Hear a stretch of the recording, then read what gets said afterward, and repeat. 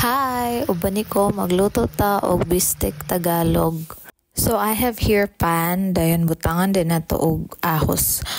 Thinly slice ni siya kay atong ito. Kay para toppings unya. Dayon low heat lang para dili-dali mapagod ang atong ahos. Kay kung mapagod siya mo pait.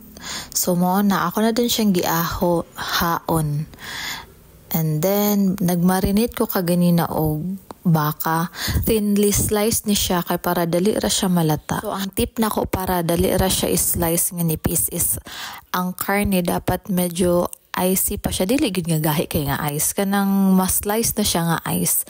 Kay if totally thawed na ang karne, maglisod na kag-slice sa iya nga nigpis. So dapat kadto pag yung gahi pa siya tibuok. Marinate na ko ani, gibutangan lang na kog toyo, kalamansi, paminta powder og asin gamay, dayon magic sarap. Dayon giyabo na lang pud nako iyang marinate. Dayon butangan og tubig. Pabukalan din siya hangtod nga ma-reduce na ang tubig. If ma-reduce na, butangi dayong daghag onion. Kay lami kaayo og daghan ang bombay. Wala na ko nagbutang og ahos kay pag marinate na ako sa iya gisagulan din ako og ahos. Actually humok na ni siya, ato pa lang i-reduce gamay iyang sabaw and then para pod maluto ang bombay. And then luto na dayon ang atong bistek Tagalog.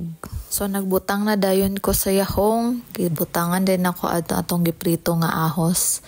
Dayon tadan, luto na. I-try na ninyo nga recipe. Thank you for watching. Bye!